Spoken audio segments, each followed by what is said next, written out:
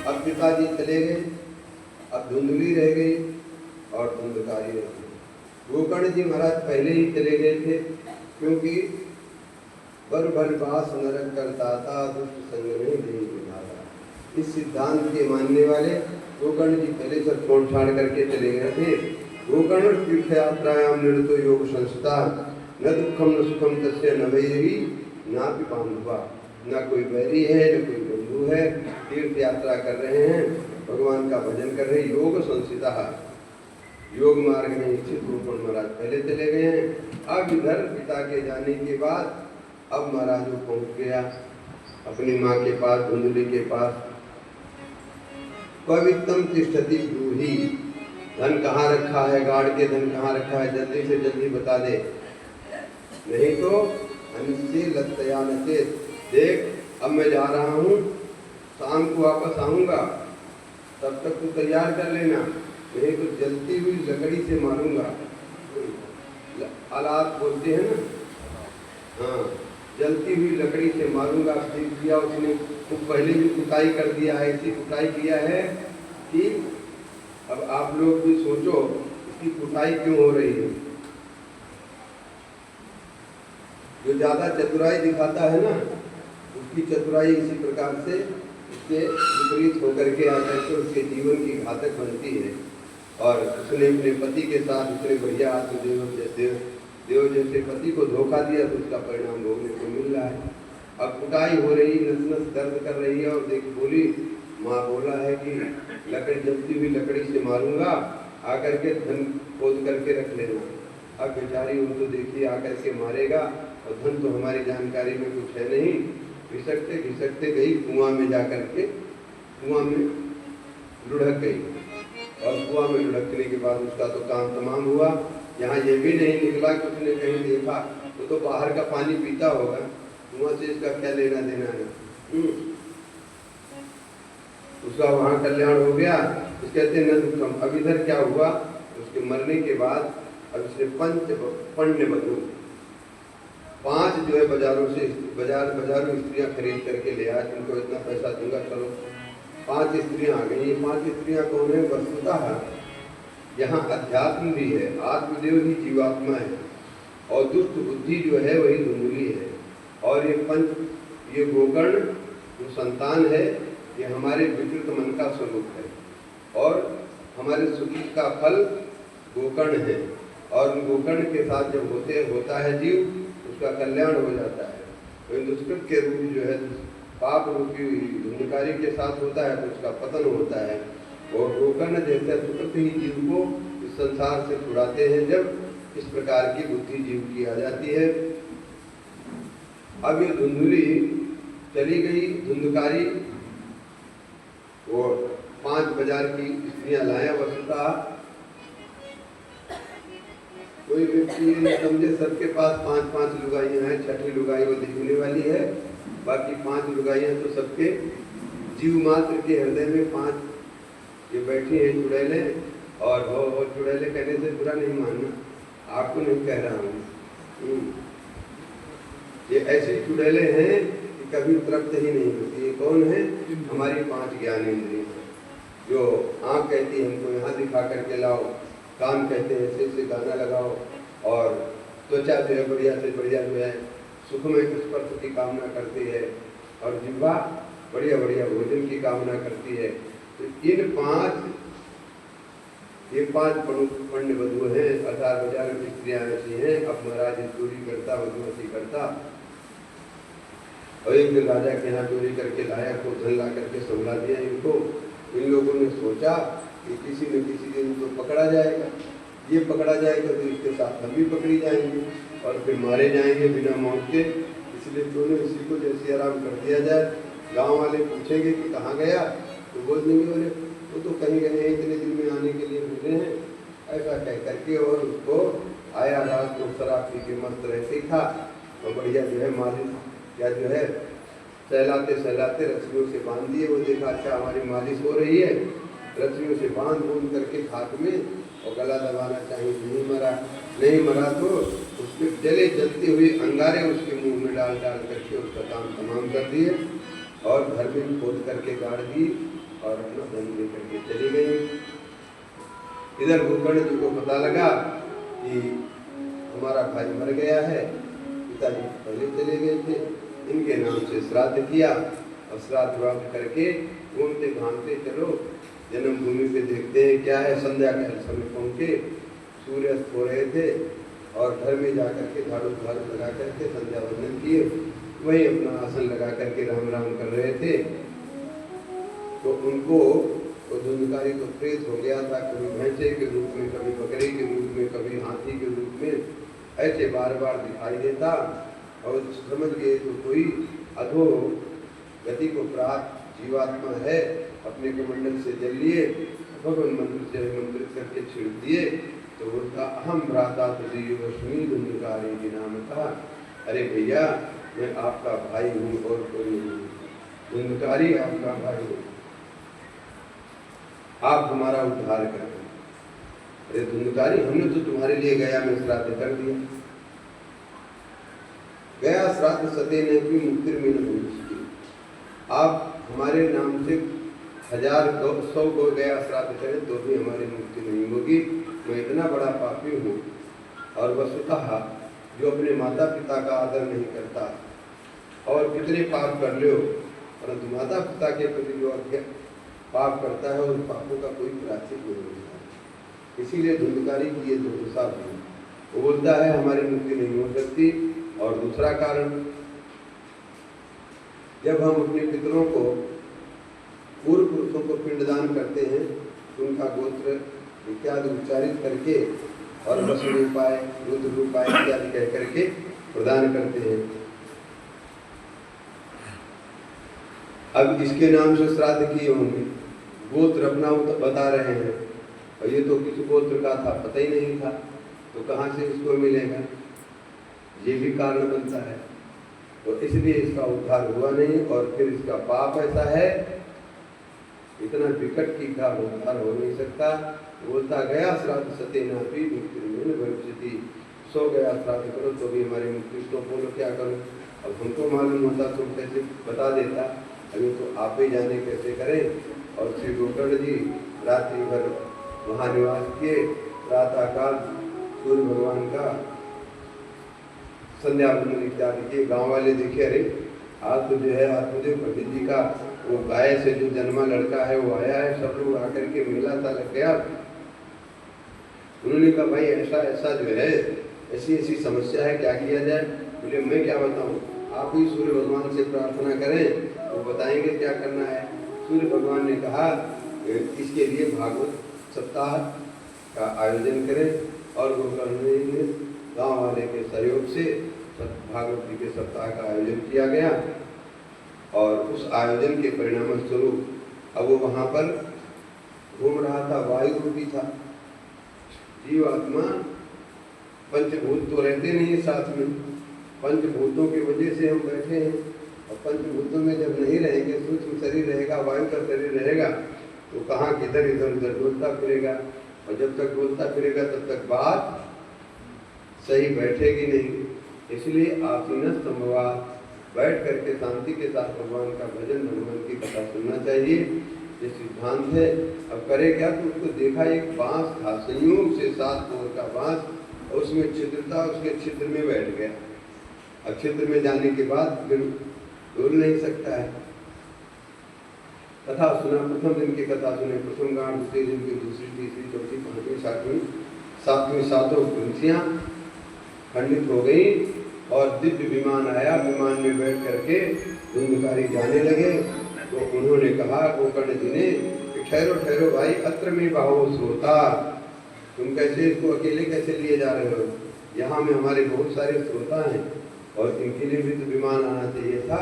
भगवान के दूत कहते हैं अरे भैया श्रवणस्य विवेदेन फल वेदो संसिता, आपको नहीं मालूम है, कथा तो सबने सुना, परंतु इसने जो है जैसे सुना है वैसे और लोगों ने नहीं सुना। और लोग तो कथा सुने और सुन करके घर में गए, अपने घर के कामों में लग गए और कथा सुनते सुनते भी स्मृति रहती रही। अरे वे जो है वो लोगों को पानी पिलाना है, छोरे को डॉक्टर के ले जाना है, वैद्य के ले जाना है, ये सब चिंता यहाँ बैठे बैठे बनी रहती रही। इसीलिए कथा तो सबने सुना है, परंतु जिस तन्मयता से, जिस सावधानी से इन्होंने सुना है, उस सावधानी से किसी ने नहीं सुना। श्रवणम तो कथम सर्वे न तथा मनन कृतम, सभी ने श्रवण तो किया है, लेकिन श्रवण के बाद मनन होता है। श्रोतव्य मंतव्य निधिध्यास करना, सुनने के बाद उस कथा का मनन करें। मनन करने का मतलब है जैसे गाय और अन्य पशु घास भूसा खा लेते हैं और खाने के बाद फिर जुगाली करते हैं, तो जुगाली हो गया मनन करना। उस कथा को सुने, ठाकुर जी की ऐसी लीला हुई, ओहो वहाँ पर ये प्रसंग आया, इन सब बातों का पुनः चिंतन किया जाए और चिंतन के पश्चात तद्वत आचरण भी किया जाए। आचरण करने का परिणाम क्या होगा, उसी को निधिध्यासन कहते हैं। जब मनन करेंगे, मनन के बाद फिर वो ठाकुर जी की झांकी आएगी दोबारा, और फिर वो हृदय में जब बैठ जाएगी, बस सफल हो गया। तो इसने ऐसा किया है। अब गोकर्ण जी ने कहा, अदृढ़म कहतम ज्ञानम प्रमादेन हतम सुतम। ज्ञान अदृढ़म हतम ज्ञानम, ज्ञान तो है परंतु ज्ञान पे दृढ़ता नहीं है। नहीं ये जो कह रहे हैं सत्य है, इसी के प्रति कहते दीजिए जगत सत्यम है, ब्रह्म सत्यम जगन मिथ्या, परंतु वो याज्ञवल्क्य और जनक जी की कथा, जनक जी महाराज के आचार्य याज्ञवल्क्य जी उनके पास कथा सुनने जाते, वेदांत इत्यादि का श्रवण कराते और बहुत सारे ऋषि महर्षि भी जाते, परंतु जब तक जनक जी नहीं आ जाते तब तक वो शुभारंभ करते थे। संतों ने सोचा, देखो हम लोग जो है लंगोटी पहने हुए और इतना सब घर बार छोड़ के रखे हैं और राजा आता है तब कथा सुनाते हैं, ये तो हम लोगों का तिरस्कार है। याज्ञवल्क्य जी तो बड़े योगी थे, उन्होंने एक लीला किया, पूरे मिथिला में आग लग गई और एक व्यक्ति आकर के कहता, महाराज आग लग गई है और यहाँ तक आ गई वहाँ तक आ गई, कह रहे हैं, परंतु जनक जी तो एकदम सुनने में तन्मय है, उनको कोई नहीं कहाँ आग लग रही, क्या लग रही, हमारा क्या लग रहा है। और जितने जो है वो लंगोटी वाले थे हमारे जैसे, वो तो सब छोड़ करके भगे, अरे हमारी कुटिया में ये है, पोथी जल जाएगी, वो जल जाएगा, और सब छोड़ छाड़ के चले गए। जनक जैसे वैसे बैठे रहे। अब वो सब आकर के फिर याज्ञवल्क्य जी ने कहा, देखो इसलिए उनको पहले सुना था, तुम्हारी तो एक लंगोटी थी, कमंडल रहा होगा कोमड़ी का, और इनका कितना बड़ा राज्य साम्राज्य, फिर भी उसकी चिंता नहीं की। ये अंतर है। अदृढ़म चाहतम ज्ञानम, ज्ञान जब तक दृढ़ता की भूमि पे नहीं जाता है तब तक ज्ञान कोई मतलब का नहीं रहता है। उसी प्रकार से प्रमादेन हतम सुतम, सुन रहे हैं और प्रमाद खूब खा करके आए, नींद भी ले रहे हैं,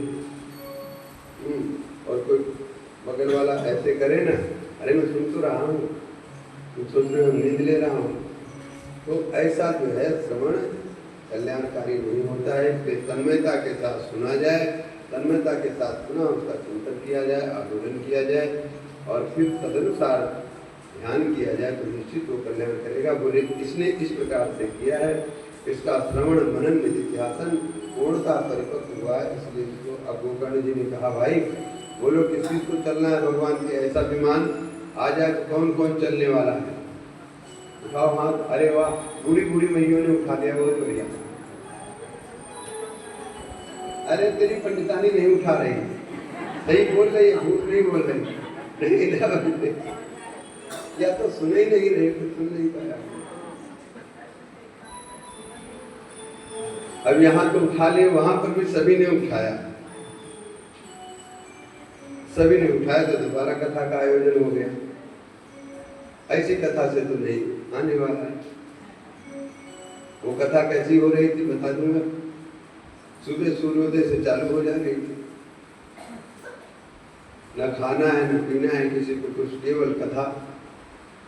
ऐसा हुआ और फिर इस बार तो साक्षात श्री हरि आए और गोकर्ण ने बहुत बढ़िया, धुंधकारी ने बहुत बढ़िया गोकर्ण की प्रार्थना किया है, भैया आपकी कृपा से आज हमें ठाकुर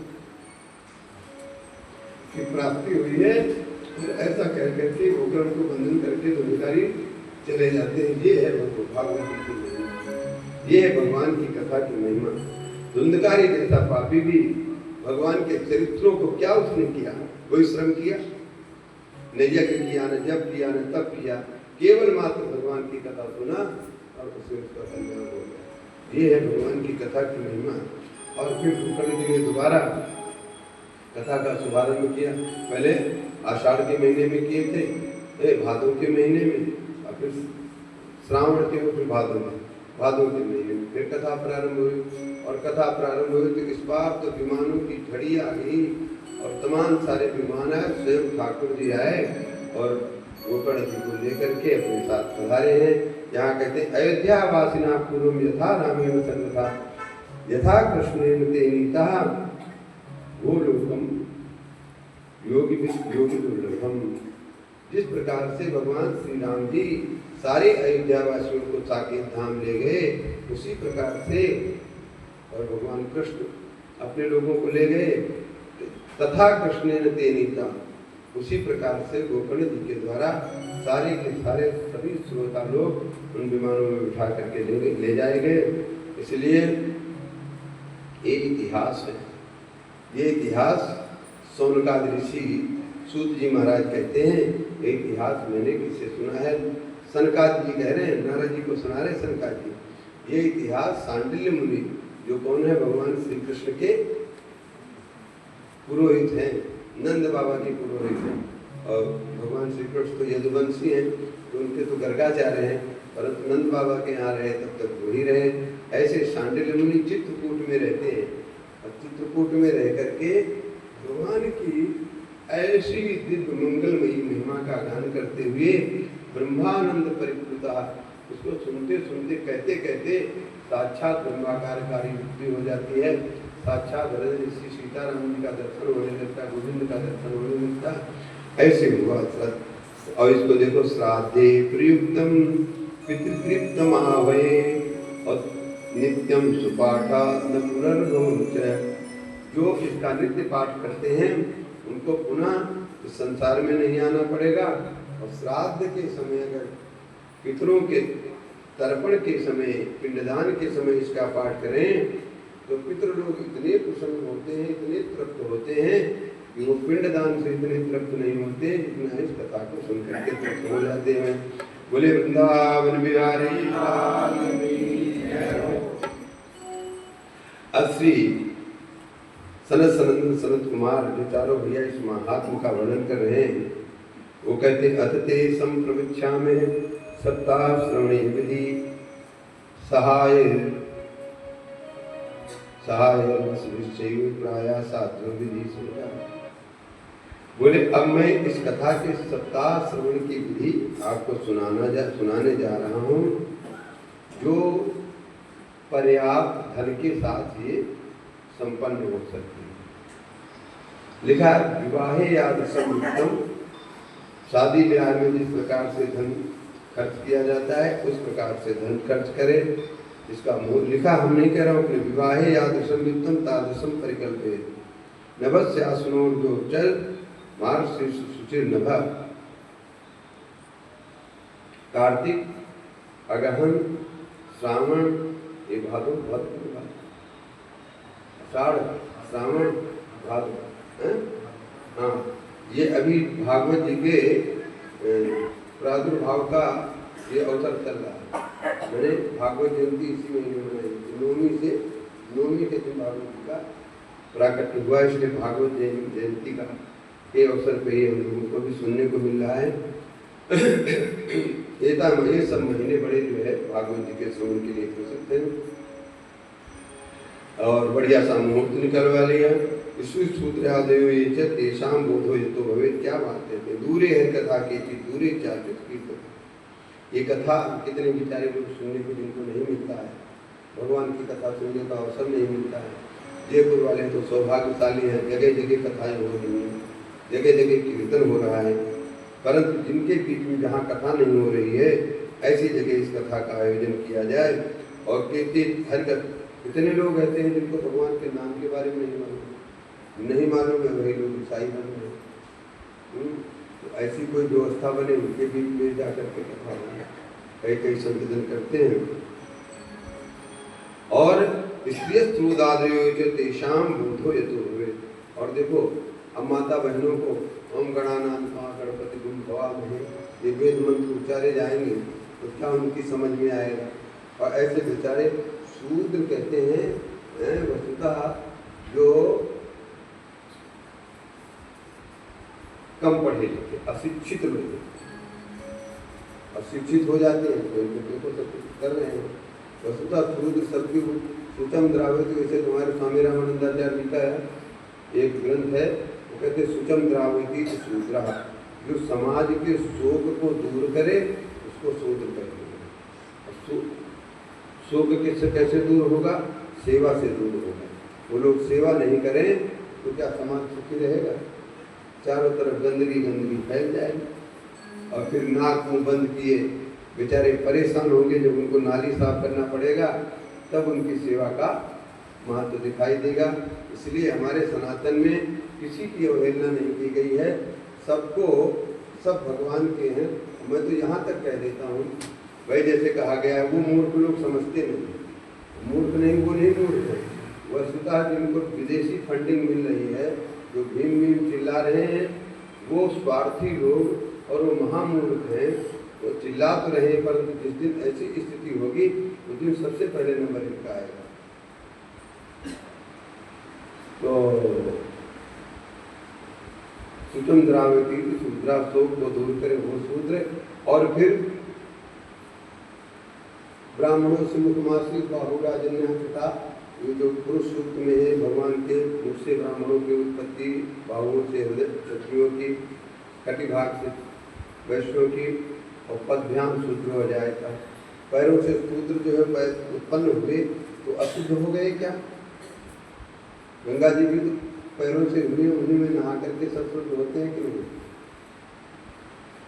ऐसी उनकी भ्रांति उनमें फैला दी गई। समझदार लोग ऐसा नहीं मानते, वो ना समझ लोग ऐसा करते हैं, जिसके कारण उनको अंत्यज और क्या क्या कहते हैं। वैसे अंत्यज का अर्थ होता है जो छोटे बेटे का नाम अंत्यज, अंत में जन्म लिया उसका नाम अंत्यज। आखिर भाई क्रम से तो जन्म हुआ। इस प्रकार से चलो श्री सीतारामचंद्र भगवान की।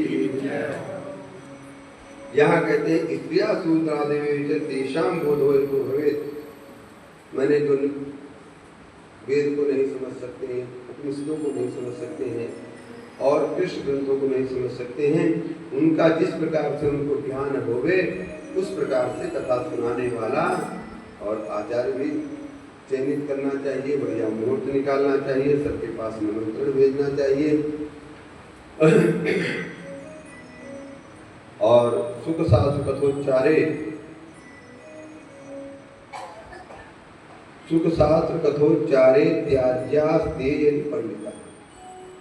और भागवत की कथा में कहते हैं अगर वो वैष्णव नहीं, विरक्तो वैष्णव विग्रह वेद शास्त्र विशुद्ध, कहते हैं विरक्त हो, वैष्णव हो, वेद शास्त्रों की कथाओं को जानता हो, विप्र हो, भगवान की भक्ति से युक्त हो, ऐसे को वक्ता कराना चाहिए। और अगर वैष्णव नहीं है तो उसको तो कथा कहने का अधिकार ही नहीं, चाहे कितना बड़ा पंडित हो। लिखते सुख शास्त्र कथोच्चारे त्याज्यास्ते यदि पंडिता, चाहे कितने बड़े पंडित हों, अगर वो वैष्णव नहीं है तो उनको भागवत की कथा के लिए वर्ण नहीं करना चाहिए। इस प्रकार से करके और फिर नांदी श्राद्ध इत्यादि के साथ में देवताओं का पूजन अर्चन करना चाहिए। नांदी श्राद्ध इसलिए कहते हैं कि नांदी श्राद्ध करने के बाद घर में अगर कुछ हो जावे तो सूतक नहीं होता। कथा सुनने वाले को सूतक की परिस्थिति परिधि में आने से सब हमारे शास्त्रों में विधान बना दिया गया, भाई ऐसा है। और क्योंकि जन्म मरण का तो कोई ठिकाना है नहीं, कभी जन्म ले सकता, कभी मरण हो सकता है। तो इसलिए नांदी श्राद्ध हो जाने से सूतक से रहित हो जाता है। गौरी गणेश आदि इत्यादि का पूजन इत्यादि करके और फिर भागवत जी का पूजन करे। भागवत जी के पूजन के बाद व्यास जी का पूजन करे और कर्मादि इत्यादि से श्रोता को जमीन में सोना और बड़े संयम से रहना। भोजन यहाँ तो लिखा है कि थोड़ा सा घी जितने बचा सके उतना घी ले लेवे और कथा सुने। व्रतपान की एक प्रक्रिया भी होती है आयुर्वेद में, और नहीं होता है तो फिर जो है दूध और फल इत्यादि लेकर के कर सकता है। एक वक्त भोजन करे, इससे भी हो सकता है। अंत में उन्होंने कहा भोजनम तो वरम मन्ये कथा श्रवण का। अगर कोई बीमारी है और भोजन नहीं की और बेहोश होने की स्थिति आ गई तो फिर उससे बढ़िया भोजन खा करके, भोजन ले करके कथा का श्रवण करें, यही बढ़िया है। भोजनम तो वरम मन्ये कथा श्रवण कार्यक्रम नोपवासो वरा प्रोक्ता कथा दूर करो। यदि अगर कथा में विघ्न डालने वाला उपवास है तो उस उपवास कभी नहीं करना चाहिए। भाई अब कथा सुनना है, हम तो उपवास करके करेंगे, और कोई बीमारी है, शुगर है और कोई कई बीमारी है जो थोड़ी थोड़ी देर में खाना पड़ता है, और नहीं खाया तो फिर तो उसकी तो आँखें ऊपर चढ़ जाएंगे और बेहोश हो जाएगा, अस्पताल में ले जाना पड़ेगा। तो ऐसा व्रत भी करना मना है। इस प्रकार से यहाँ बहुत बढ़िया जो है सारा वर्णन किया है। अत्युत्तमा कथा दिव्य कोट यज्ञ फलप्रदा एवं कृता व्रतविधि। ये कथा इतनी बढ़िया है, कोट यज्ञ फलप्रदा, करोड़ों करोड़ों यज्ञों के फल को प्रदान करने वाली है। अकिंचनेषु भक्तेषु, अगर कुछ नहीं है तो इसके उद्यापन का भी कोई हवन करो मत करो, कोई बात नहीं, कथा सुनो। अगर शक्ति सामर्थ्य तो बढ़िया विधान से हवन भी करना है। श्रवणे नहीं पूतास्ते निष्कामा वैष्णवाजना। निष्काम भक्ति के साथ में जो वैष्णव जन इस कथा को सुनते हैं उनके लिए कोई जरूरी नहीं है श्रवण इत्यादि किया जाए, और नहीं अगर शक्ति सामर्थ्य तो हवन करना चाहिए। और कौन सा कार्य ऐसा है जो इस कथा के माध्यम से सिद्ध नहीं हो सकता? जिसका खोटा स्वभाव है उसका स्वभाव भी सही हो सकता है। उनको संतति प्राप्त नहीं, उनको संतान की भी प्राप्ति हो सकती है। निर्धनों को धन प्राप्त होता है। कोई ऐसा लौकिक और पारलौकिक स्थिति नहीं जो इनसे नहीं होती है। श्रवणम सर्वधर्मेभ्यो परम मन्येत बोधना वैकुंठस्थो यथा कृष्णो श्रवणादिस्य लभ्यते। अब श्री नारद जी महाराज कहते हैं, वाह भाई, ये तो बहुत बढ़िया गुरुदेव कथा सुना है, इतने बड़े अंधकारी का उद्धार हो गया। और अब मैं हमको ये समझता हूँ इस कथा में कथा का श्रवण धर्म ही, सुनना ही इसका सबसे महत्वपूर्ण अंग है। क्यों महत्वपूर्ण है? वैकुंठ में रहने वाले भगवान श्रवण करने से, कथा श्रवण करने के कारण हमारे पास आ जाते हैं। इस प्रकार से नारद जी ने भी कथा का गुणगान अनुमोदन किया। अनुमोदन कर ही रहे थे, इतने में तो श्री सुखदेव जी महाराज एवं ब्रुवति वै तत्र नारदे वैष्णवोत्तमे परिभ्रमण समायाता सुबो योगेश्वरस्तदा। इस प्रकार से नारद जी कह रहे थे कि सुखदेव भगवान के तत्र भ्रमण करते रहते हैं और घूमते घामते, गंगा किनारे कथा हो रही है, वो उनका क्षेत्र है। आगे तत्र आयु 16 वर्ष के सदा 16 वर्ष के हैं। व्यास नंदन सुखदेव जी 16 वर्ष के हैं और कथा रसाने, कथा पूरी होते अपने निज लाभ पूर्ण, उनको ये काम हो जाए तब हमारा कृतकृत्य होंगे, ऐसा नहीं। हमेशा कृतकृत्य स्वरूप प्रेमणा पठन भागवतम शनै शनै, धीरे धीरे भागवत के श्लोकों का पाठ करते हुए आ रहे हैं। और सदस्यों ने देखा, करे तो सुखदेव जी महाराज आ गए। निगम कल्पतरोर गलितम फलम, सुखदेव जी कह रहे हैं, निगम कल्पतरोर गलितम फलम सुखमुखादमृत द्रव्य संयुतम पिबत भागवत मदसमालयम मूलो रसिका अरे भावुक भक्तों, देखो देखो, एक वेद रूपी वृक्ष का, वेद रूपी कल्प वृक्ष का सबसे श्रेष्ठतम फल है, और इसमें रस ही रस है, न गुठली है न छिलका है, इसका पान करो। धर्मा पूजित कह दो। इसमें जिस धर्म का वर्णन किया गया है, इसमें कुछ भी कपट नहीं है, कपट रहित धर्म का वर्णन किया है। कपट वाला धर्म क्या है? कपट का धर्म है, कर तो रहे हैं भगवान का, नाम तो ले रहे हैं भगवान का, और उसके बदले चाह रहे हैं संसार। संसार चाहना ही कपट है। कम ब्रह्म, ब्रह्म सुख को जो दूर कर दे उसको कहते हैं कपट। तो संसार की चाहना ब्रह्म सुख से दूर कर देगी कि नहीं? वो जमीनिका के रूप में आ जाएगी, पर्दा के रूप में आ जाएगी, ले लो भाई संसार की वस्तु ले लो, भूल गए उसमें। तो यहाँ पर जो कुछ धर्म का जो निष्कपट एकदम भगवान के साथ, भगवान के पास में ले जाने वाले धर्म का वर्णन किया गया है, इस प्रकार कहते हैं। इसलिए अतः पिबध्वम, इसलिए भैया इसका हमेशा पान करो। और कहते हैं स्वर्गी सत्ते च वैकुंठे कैलासे नास्त्ययं रसा अतः पिबन्त सद्भाग्या मामां सत्करन्ति। अरे सुनो सुनो, ये रस कैलाश में नहीं मिलने वाला है, ये रस वैकुंठ में नहीं मिलने वाला है, ब्रह्मा जी के यहाँ भी नहीं मिलने वाला है। इसलिए अपने लोगों को मौका मिला है, इसका पान करो, पान करो, इस प्रकार से करो। वैकुंठ में कैसे नहीं मिलने वाला? तो हनुमान जी महाराज राम जी इस धराधाम को छोड़ के जाने लगे, हनुमान जी से बोले चलो। बोले महाराज जी वहाँ क्या क्या फायदा होगा? बोले कुछ नहीं, न कपड़ा धोना पड़ेगा, एकदम हमेशा चकाचक बढ़िया जो है, कोई दुख नहीं, कुछ नहीं। और यहाँ जैसे कोई राक्षसों के पास नहीं जाना पड़ेगा, उनका में कुछ काम नहीं करना पड़ेगा। अच्छा, हनुमान जी ने बोले महाराज कथा सुनने को मिलेगी कि नहीं वहाँ? बोले कथा वहाँ नहीं मिलेगी। तो बोले फिर तो मैं जरूर। इसीलिए हनुमान जी के लिए कहते हैं यत्र यत्र रघुनाथ कीर्तनम तत्र तत्र कृतमस्तकांजलि वास्तवारि परिपूर्ण लोचनम मारुतिं नमत राक्षसांतम। राक्षसों का अंत करने वाले हैं, परंतु जहाँ कथा सुनने को मिल जाए तो ऐसे भाव विभोर हो जाते हैं। कालनेमी भी कथा सुनाने लगता है तो सुनने लगते हैं प्रेम से, हाथ जोड़ करके। ऐसे कथा राम चरित्र सुनिए को रसिया, ऐसे हनुमान जी महाराज। अब एवं ब्रुवाणे सतिवादरायणे, इस प्रकार से व्यास नंदन श्री सुखदेव जी बोल ही रहे थे, इतने में प्रहलाद जी भी आ गए, उद्धव आ गए, नारद आ गए, और यहाँ तक कि भगो भवान्या कमला सनस्तु, भगवान शंकर भी आ गए, महात्म में आ गए सब लोग, ब्रह्मा जी आ गए, सरस्वती जी आ गए, सब भगो भवानी शंकर जी भगवान पार्वती जी के साथ आ गए, ये सभी लोग आ गए। और आने के बाद फिर क्या हुआ? कीर्तन हो गया।